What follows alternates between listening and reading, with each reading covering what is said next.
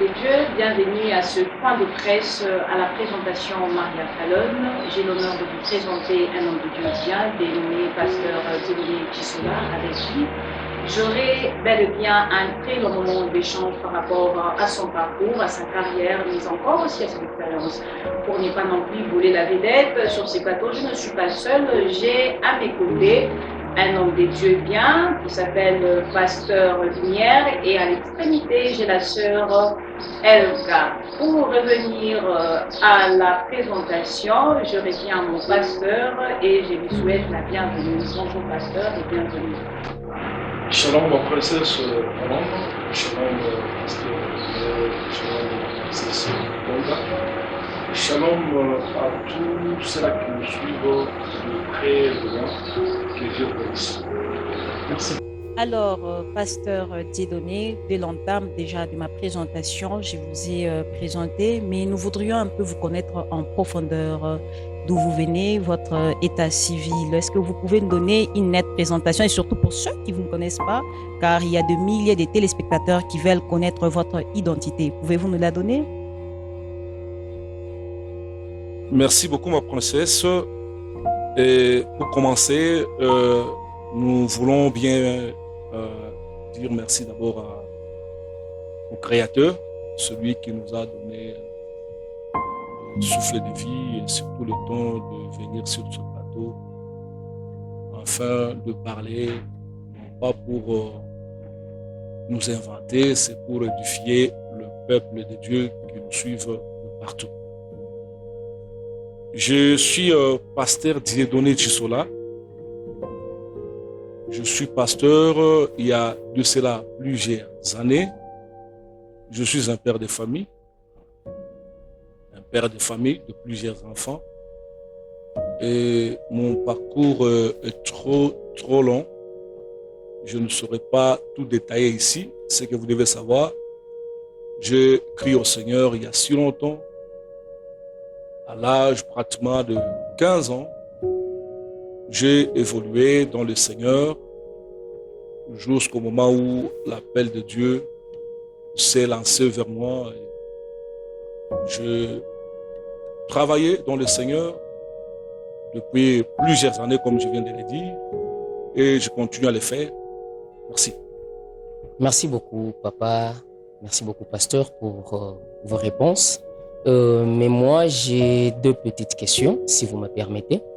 Vous avez dit que le parcours, il est tellement long que vous ne saurez pas donner quelques détails, mais curieusement, est-ce que vous pouvez nous donner même quelques petites précisions par rapport au parcours? Et aussi, vous avez dit que vous avez été un pasteur il y a beaucoup d'années, et on ne sait pas, c'est 2 ans en arrière, 3 ans en arrière, 5 ans. Est-ce que vous pouvez nous donner aussi une petite précision par rapport à l'année à laquelle vous avez été un pasteur, s'il vous plaît? Merci, cher pasteur. Et comme vous en voulez, je vais essayer un peu de détailler. Je crois bien que c'est une belle question. Vous ne devez pas accepter un pasteur sans connaître son parcours et quand est-ce qu'il a été loin. Comme je vous avais dit, je crois bien, ma mémoire est avec moi. J'écris au Seigneur dans les années 93, 94. Et déjà, à 15 ans, 16 ans, 17 ans, je travaillais déjà comme serviteur. J'avais la responsabilité de conduire les cultes, j'avais la responsabilité de prêcher la parole de Dieu. Pourquoi pas aussi me sélectionner pour aller implanter des églises. Et pendant ce temps-là, je crois bien à l'âge de 24 ans, c'était en 2001, où je vis mon père spirituel qui venait de quelque part, lui qui recevait déjà. C'est pas comme aujourd'hui. Vous vous levez en tant que fils, vous proclamez directement pasteur, non? Là, c'est mon père spirituel qui s'est présenté devant moi en me disant, justement, il a reçu la parole de Dieu et cette parole-là de Dieu lui demandait de me consacrer. Et il m'a consacré, c'était en 2001 que j'ai été consacré comme pasteur. C'est en 2008 que Dieu me demande d'attendre. Je devais attendre quoi? Dieu m'avait précisé que je devais attendre parce que il y aura quelqu'un qui viendra. Il y aura quelqu'un qui viendra afin que je puisse accompagner cette personne-là dans l'œuvre de Dieu. Et c'est par là, j'ai vu la personne devant moi et la personne aussi était envoyée par Dieu parce que si Dieu parle, Dieu nous parle toujours dans tous les deux sens, c'est-à-dire tous les deux côtés. En même temps, moi, j'ai reçu la parole de Dieu qu'il y aura quelqu'un qui viendra pour que j'aille travailler avec lui, l'appuyer. Et la personne s'est pointée devant moi et c'était une personne que je connaissais déjà. Quand la personne m'a dit, je fais semblant de ne plus suivre ce qu'elle me disait, pendant que dans mon cœur, et ma femme aussi était au courant de tout ce que Dieu nous demandait de faire. Et on a été convaincus, et nous sommes lancés dans l'œuvre de Dieu de 2008. De 2008, je travaillais comme pasteur, comme berger de l'église. De 2008 à 2024. 2008 en 2024, comme pas tout simplement berger, mais j'occupais aussi la deuxième place dans cette communauté-là. Dans cette communauté, j'occupais la deuxième place, c'est-à-dire après celui qui était le responsable, moi j'étais la deuxième personne en travaillant dans cette région en 2024. J'ai une très bonne mémoire. C'était un certain lundi, le 25 août 2024, où Dieu me confirme de commencer l'église sacerdoce royale.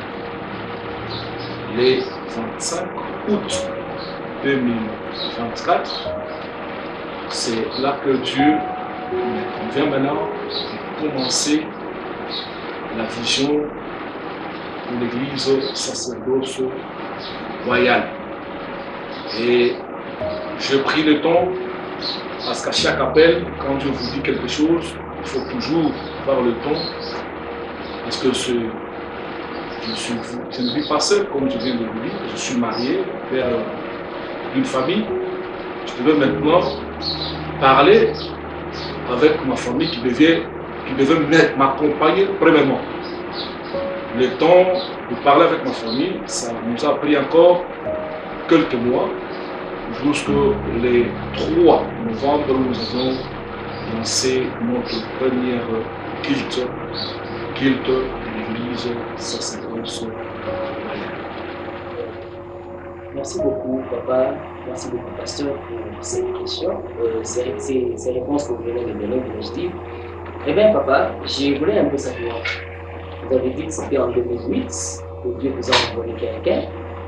Bien sûr, avec la précision que vous avez déjà donnée, que vous allez travailler aux côtés de quelqu'un. Mais j'aimerais au moins avoir l'identité de cette personne pour aider les milliers de téléspectateurs qui me suivent. Et surtout aussi, vous avez commencé à vivre ensemble. C'était dans une maison, c'était un groupe de prière, c'était un ministère. Donc par rapport à ça, essayons quand même de vous donner une précision. Et surtout, vous avez dit que vous avez évolué à ses côtés comme étant berger. Moi, en tout cas, j'aimerais être clarifié, parce que j'ai beaucoup entendu parler de ça, disant que vous étiez fils de cette Dieu. Vous avez dit ça à plusieurs reprises. Moi-même, je suis témoin. Moi-même, j'ai tout vu. bar est là, je suis témoin, ils ont dit que vous étiez fils de cet étudiant. Mais ici, je vous entends dire qu'il y a votre père spirituel que vous allez voir et que vous avez quitté. Alors j'aimerais au moins avoir certaines précisions pour m'aider personnellement et surtout aussi quelqu'un qui est en train de suivre quelque part. Merci. Merci, cher pasteur. Et comme vous voulez connaître la vérité, je crois bien la vérité reste têtie et la vérité on ne la cache pas. Vous devez savoir que quand vous recevez déjà les témoignages selon la parole de Dieu, le témoignage de deux personnes est vrai. C'est-à-dire, de la même façon que je suis en train de parler, il y a des personnes qui sont autour de moi, qui m'ont accompagné des années. Entre autres, il y a ma femme. Elle connaît toute l'histoire, en fait. Pas seulement ma femme, mon père spirituel, il est encore vivant. Il est encore vivant.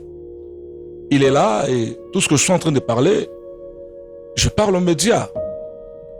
Je crois que si c'est une vérité, ça restera une vérité. Si c'est un mensonge, aussi ça restera un mensonge. Moi, je verrais que la personne qui contredise tout ce que je suis en train de dire, qui n'a qu'à passer aussi aux médias pour essayer de changer ce que j'ai dit.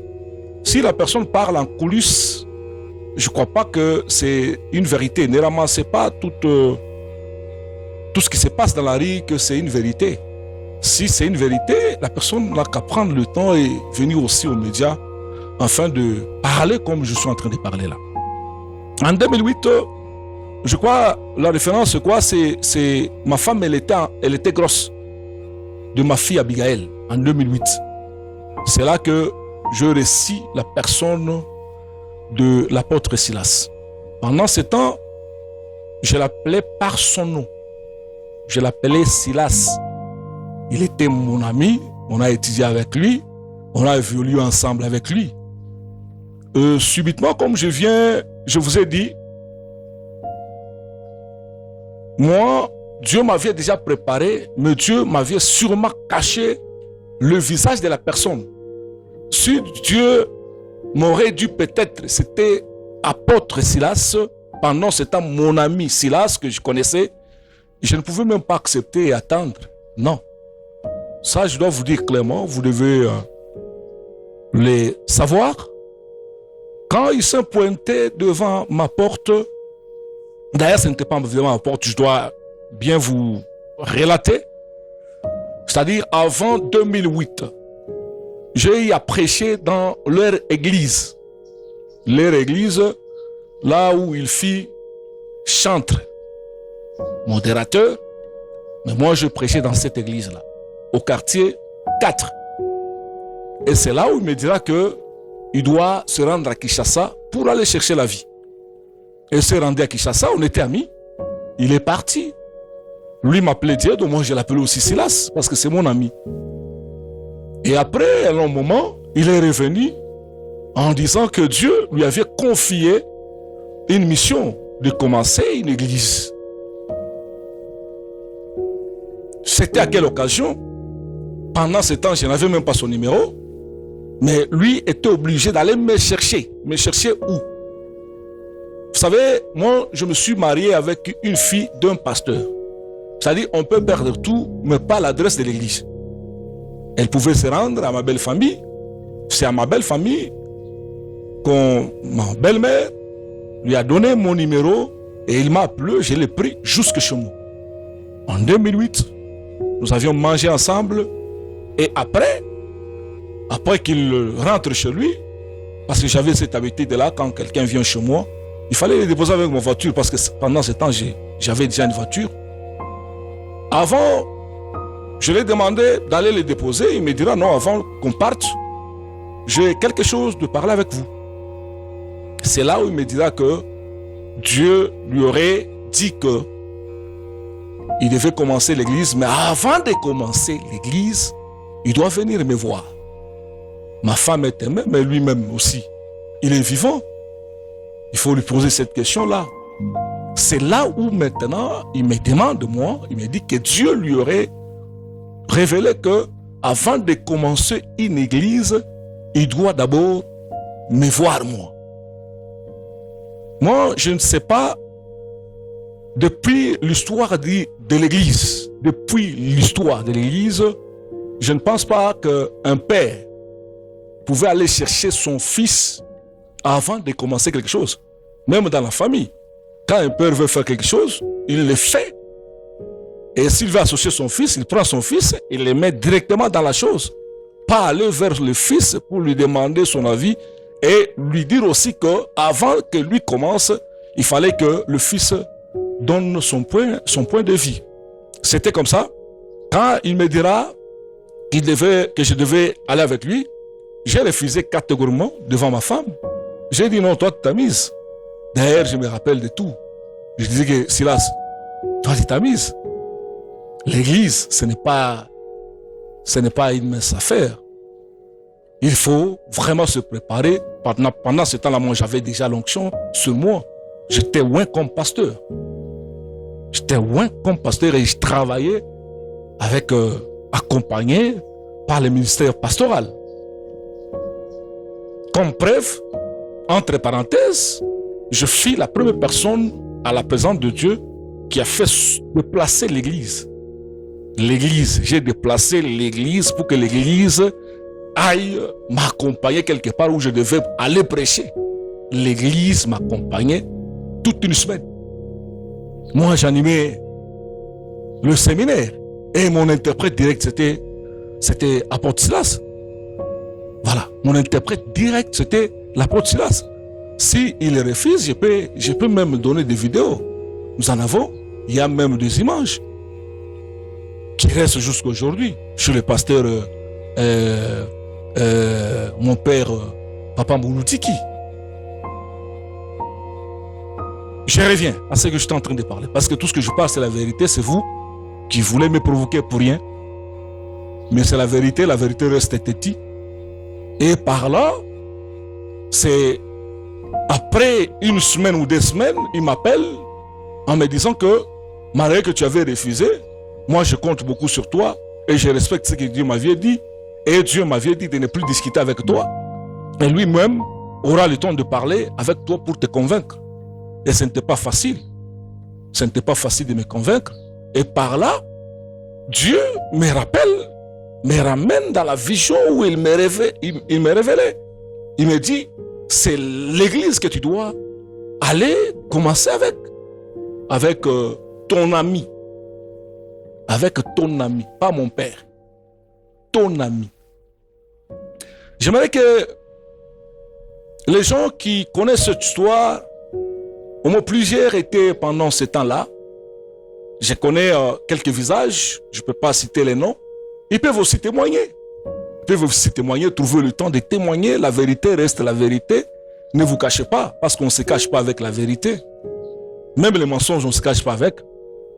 Et c'est par là, après 2 semaines, il m'appelle, il me dit que viens prêcher dans ton église. Viens prêcher dans ton église. Et je suis parti là-bas. Je prêchais Exode chapitre 6, le verset 12. Il y avait au moins, si j'ai une bonne mémoire, les grandes personnes, ils étaient à 4. Mais les petits, ils étaient tellement nombreux. C'était dans une, je peux dire une paillote, quelque chose comme ça. Quelque chose montait avec des bâches jaunes. Il n'y avait pas la chair. Il y avait un petit bois que je pouvais déposer ma Bible là-bas. Et les gens se mettaient sur les bidons d'eau. C'est-à-dire dans ce quartier-là, on pouvait demander les bidons chez les voisins pour que les gens se mettent afin d'écouter la parole de Dieu. Je prêchais, c'est comme si c'était dans une grande église. Je prêchais Exode chapitre 6, le verset 12. Je prêchais, après avoir prêché, Dieu me dit, c'est ici que va commencer l'église. La mission commence là, ici. Et j'étais parti, très joyeux, en veste, en cravate, comme je suis aujourd'hui. Je rentre chez moi, je trouve ma femme, et je dis à ma femme de partir avec elle. Il fallait que je parte avec elle. Ou à l'église. C'était au quartier 5. Et pendant qu'on s'apprêtait pour aller à l'église, l'apôtre m'appelle pour me dire que il a été chassé de cette parcelle-là. La propriété ou le propriétaire de la parcelle les a mis dehors. Il ne fallait pas venir parce qu'il est en train de chercher maintenant l'endroit, parce que pendant ce temps, personne n'avait pas la garantie pour payer un emplacement afin de commencer l'église. C'est maintenant là-bas, quand il m'appelle, il me dit que j'ai trouvé quelqu'un de Kinshasa, tout ça. Il m'a dit, elle a une maison, une maman qui a une maison ici, mais il m'a dit qu'il va juste me confier une partie de la parcelle pour que je puisse mettre l'hangar là-bas pour commencer les activités. Et pour moi, quand il m'a dit ça, pendant ce temps, je pouvais aussi libérer quelque chose pour aller donner, enfin, qu'on mette les tôles, qu'on mette tout ça. Parce que c'était une cotisation collective. Nous l'avions fait, et puis on a fait ce qu'il fallait faire pour que les gens trouvent quand même un emplacement. Le premier jour où nous sommes partis, nous sommes rendus là-bas avec ma femme. C'était un dimanche, premier dimanche d'ailleurs, au quartier 4, au quartier 2. Au quartier 2, derrière la boulangerie Lamar. C'est là, et tout a commencé là-bas. Nous sommes pointés là-bas et on a allumé le feu. Et on a allumé le feu dans une chaleur. Et Dieu s'est manifesté. Et je crois bien, j'avais déjà l'onction avec moi.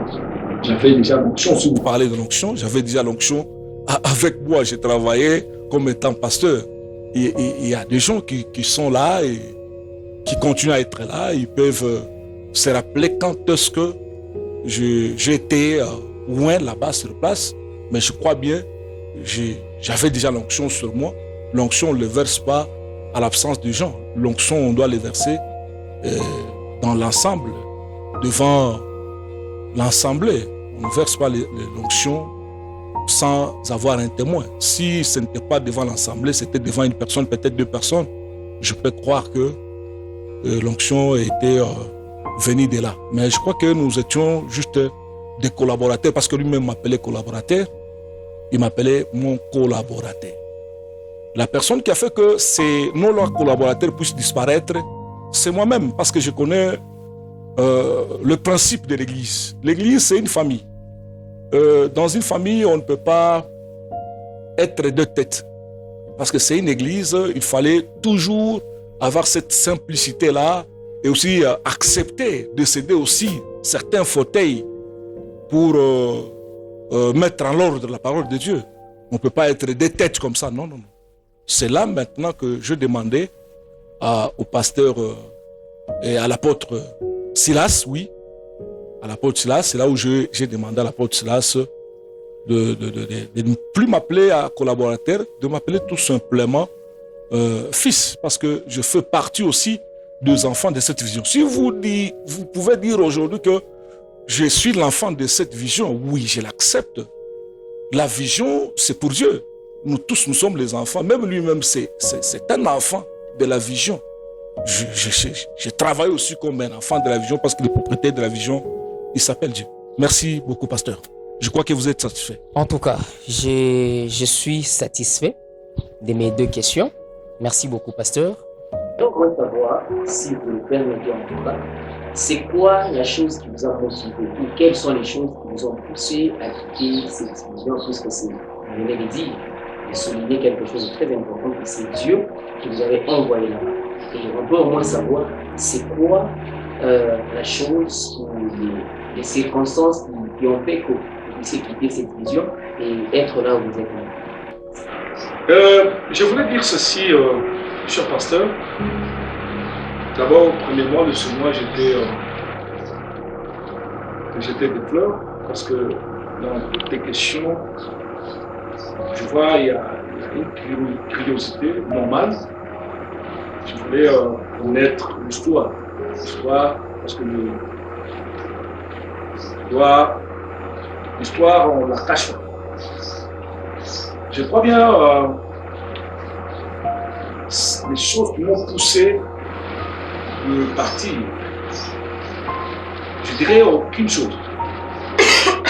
Aucune chose qui pouvait peut-être activer mon départ. Aucune chose. Mais là, dans ta question, tu as souligné quelque part quelque chose. Moi, ce n'est pas une personne qui m'avait dit tout à l'heure avec l'apôtre Silas. Pas une personne. Si c'était une personne, j'aurais aussi attendre que la même personne revienne vers moi pour me dire que moi aussi, comme c'est moi qui t'avais mis à ses côtés, c'est seulement moi qui te demande de les quitter. Et à chaque fois, je recevais des sollicitations, si vous ne savez pas. Il n'est pas parfait, moi aussi je ne suis pas parfait. Vous savez que en étant deux, comme on était en train d'évoluer, et c'était dur. Mais moi je pouvais supporter. Pourquoi? Parce que je faisais confiance à celui qui m'a placé à ses côtés, ou le placer lui à mes côtés. Parce que celui-là, il s'appelle Dieu. Et quand Dieu te met quelque part, la première chose que tu dois savoir, il te fait confiance. Et il sait que toi, tu lui feras aussi confiance. Dieu ne peut pas nous livrer. Quand il te place quelque chose, malgré les circonstances, malgré les problèmes, lui saura te doter de capacité afin de supporter les bons et les mauvais moments. Je crois bien, et j'attendais que lui-même, peut-être, puisse me dire le contraire. Comme lui était calme, comme lui ne pouvait pas me pousser à renoncer. Et j'attendais, malgré toutes les sollicitations. Quand je parlais du 25 août, le 25 août, c'était le jour où j'avais reçu la même parole qui m'avait dit d'accepter de partir. La même parole me dira, arrête-toi ici.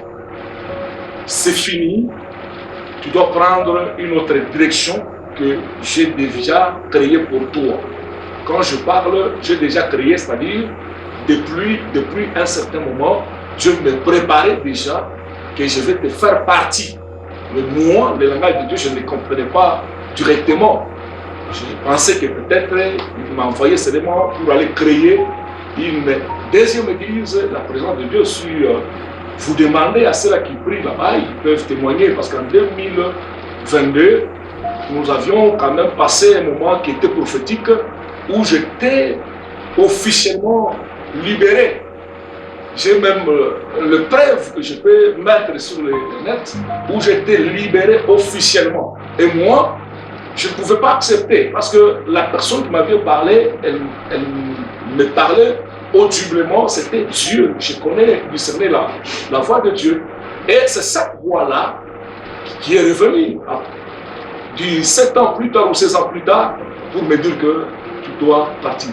C'est la raison, ce n'est pas les problèmes, ce n'est pas les circonstances, ce n'est pas quelque chose de contraire. Non, c'est Dieu lui-même qui m'a dit de partir. Merci beaucoup, pasteur Dieudonné. Vous nous aviez répondu comme on le souhaitait.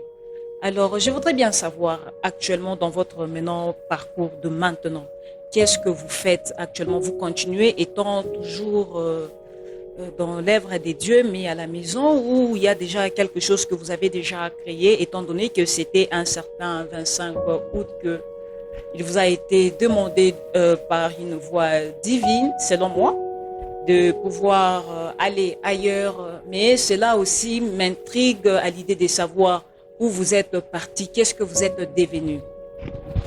Merci, ma princesse Fallon. Je crois bien, je vais pouvoir répondre. Et vous devez savoir que le 25, quand j'ai eu cette parole-là de Dieu, Dieu ne peut jamais t'appeler en te demandant de quitter de quelque part sans t'orienter dans une nouvelle vision. Le 25 déjà, Dieu m'avait déjà orienté, il m'avait dit ce que je devais faire. Si vous suiviez bien ma réponse, je vous avais dit clairement que je devais discuter avec ma famille parce que je suis un père dans la famille. Et à chaque fois quand Dieu vous appelle, et surtout dans la famille, il vous donne la sagesse aussi de parler avec votre famille. Et vous devez savoir, le même appel-là sera compréhensif du côté de votre famille. Et c'est là que maintenant, je préparais la famille, que maintenant là, nous allons accepter, nous allons répondre à l'appel de Dieu. Tous, on était d'accord, j'ai conscientisé la famille et nous sommes lancés comme ça devait se passer officiellement. J'avais fixé le jour du lancement du culte. J'avais fixé, c'était un certain 3 novembre 2024. Tout a commencé le 3 novembre 2024. Merci. Alors, pasteur Dieudonné, déjà j'ai compris que non, la nouvelle vision a commencé avec votre famille restreinte. Alors, je voudrais bien savoir dans le début, cela vous est arrivé de sentir le poids de cet appel, étant donné déjà peut-être que de l'autre côté, vous étiez déjà habitué, mais pour cette nouvelle vision, les défis que vous avez eu à rencontrer, il vous est arrivé de sentir le découragement, avoir un peu aussi des doutes si Dieu peut-être il est avec vous, humainement parlant aussi, tous ces sentiments-là. Est-ce que cela vous est-il arrivé ou vous aviez toujours cette assurance au-dedans de vous? Donnez-nous un peu quelques idées afin d'apaiser notre soir. Pour un début, ça n'a jamais été facile. Merci ma princesse pour cette belle question. Vous devez savoir que dans chaque appel de Dieu, si Dieu vous a appelé réellement, le poids est pris par lui-même. Si Dieu vous appelle, si vous êtes un appelé de Dieu, vous ne sentirez aucun poids sur vous. Dieu prendra le poids lui-même. Je ne sentais rien, je ne peux pas mentir. Et c'est pourquoi il y a de cela qui se pose la question de savoir pourquoi je peux être à l'aise, relaxé comme je le suis là. Le secret, c'est parce que Dieu m'a appelé. Ça, le secret. L'appel de Dieu m'a donné tellement de l'assurance parce que ma façon de comprendre l'appel, ce n'est pas comme vous le comprenez. Mais moi, quand Dieu m'a appelé, comme il m'a appelé, je savais que ce Dieu-là, il est capable de supporter son poids. Moi, je ne sentais aucun poids. Ça, c'est un. L'aider. Vous devez savoir, chers amis, téléspectateurs, vous devez savoir que le débit, oui, bien sûr, parler du débit, Dieu ne peut jamais lancer un appel ou choisir quelqu'un sans que la personne passe par une formation. Avant de me donner cette charge, je crois que ma formation, je l'avais déjà consommée avant que je puisse me lancer avec le sacerdoce royal. Ne pensez même pas que le temps du sacerdoce royal, c'était le temps de ma formation. Non. Ma formation, je l'avais déjà consommée et pour moi, je vivais seulement dans la facilité.